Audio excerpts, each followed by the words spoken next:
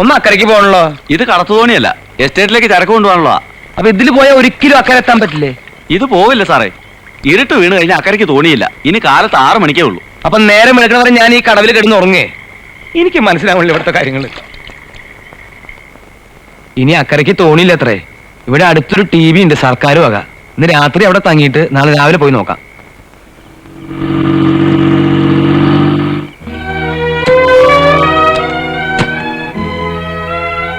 ഞാനാ ഡോക്ടർ അറിയിച്ചത്. അമ്മയ്ക്കുള്ള പോലെ ആദ്യം ഉൾക്കണ്ടയും ആ കുട്ടിയുടെ അച്ഛനും ഉണ്ടാവില്ലേ?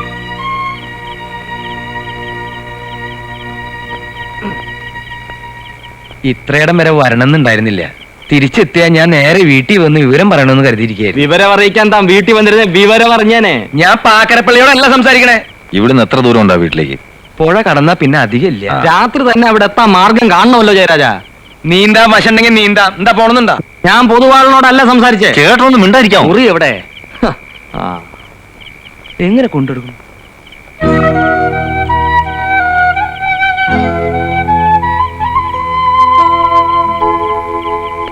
അവരൊക്കെ എണീക്കുന്നതിന് മുമ്പ് തന്നെ വന്ന് വിവരം അറിയിക്കാലോ എന്ന് കരുതിയാണ് ഞാൻ പുലർച്ചയ്ക്കുള്ള തോണിക്ക് തന്നെ പുറപ്പെട്ടത്. എല്ലാവരും കൂടി ഇപ്പം ഇങ്ങോട്ട് എത്തും. ആ തള്ളയാണെങ്കിൽ ആകെ കലി തുള്ളി നിൽക്കുക. തന്നെ കൈ കിട്ടിയാൽ പിന്നെ എന്താ സംഭവിക്കാന്ന് ഗുരുവായൂരപ്പന് മാത്രമേ നിശ്ചയമുള്ളൂ. ആ ഒരു കാര്യം ചെയ്യും, എന്തെങ്കിലും തക്കിട തരിക പറഞ്ഞ് കൊച്ചിനെയും കൊണ്ട് നേരെ അങ്ങോട്ട് ചെല്ല്. എന്നിട്ട് ആ കാലില് വീണ് സാഷ്ടാംഗം പറ. മോളെ കൊണ്ടുവന്ന് തെറ്റിന് ആരോട് മാപ്പ് പറയാനും ഞാൻ ഒരുക്കുക. പക്ഷെ അതല്ല, അവള് ഡാഡിയും മമ്മിയും വന്നിട്ടുണ്ടെന്ന് കേൾക്കുമ്പോ കൊച്ചു തുള്ളിച്ചാടി പോരുന്നേ. ഇന്നലെ രാത്രി ഗസ്റ്റ് ഹൗസിൽ 2 പേരെ ഒരുമിച്ച് കണ്ടപ്പോ എല്ലാം കലങ്ങി തെളിയുന്ന എന്റെ മനസ്സിലൊരു തോന്നല്. അങ്ങനെയാവുമ്പോ കുട്ടിയുടെ ഇങ്ങോട്ടുള്ള വരവ് വലിയൊരു സന്തോഷത്തിന് ഇടയാക്കുമെന്ന് ഓർക്കുമ്പോ താനെന്തോട് ചിന്തിച്ചുകൊണ്ട് നിൽക്കണേ? കുട്ടിയും കൂട്ടി ഉടനെ വന്നേക്ക്. ഞാൻ ഇനി ഇവിടെ നിൽക്കണില്ല. ഇതിനിടയിൽ ഞാനൊരു കള്ളക്കളി നടത്തുന്ന ആ തള്ളയെങ്ങാനും അറിഞ്ഞ കോടതി കൊണ്ട് എന്നെ തൂക്കിക്കൊല്ലും.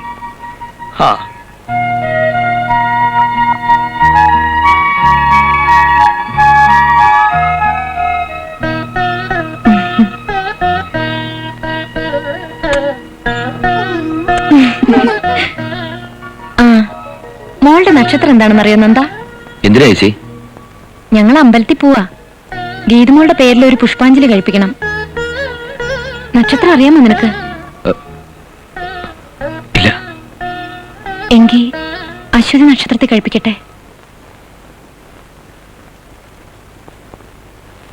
മോളൊന്ന് അങ്ങനൊരു കാര്യം പറയട്ടെ. എന്താ നന്ദ?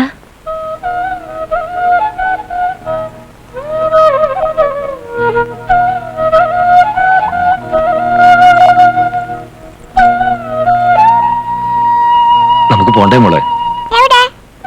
ഇത് മോളുടെ ഡാഡിയും മമ്മിയും വന്നിട്ടുണ്ട്. ഡ്രൈവർ അങ്കിൾ പറഞ്ഞു മോള് വരുന്നില്ലെന്ന്. അപ്പൊ മോളുടെ ഡാഡി പറയാ ഇപ്പൊ അവരുടെ കൂടെ ചെന്നിട്ട് വലിയ വെക്കേഷൻ 2 മാസം ഇവിടെ നിന്നോളാൻ. അപ്പൊ എന്തൊക്കെ കാര്യങ്ങൾ ഉണ്ടാവും അറിയാം മോക്ക് ഇവിടെ കാണാൻ? കാവില് പൂരം, കാവടിയാട്ടം, വെടിക്കെട്ട് എല്ലാം. ദേ മോളെ കാണാതെ മോളുടെ മമ്മി കിടന്ന് കരയ്യ. മമ്മിക്ക് വിഷമമല്ലേ മോള് ചെന്നില്ലെങ്കിൽ?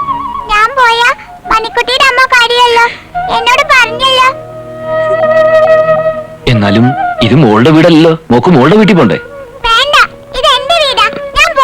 വാശി പിടിക്കല്ലേ ഇത് മോളെ? പറയുന്ന അനുസരിക്കാൻ. അമ്മേ ഇവിടെ ഉടുപ്പെടുത്തേ.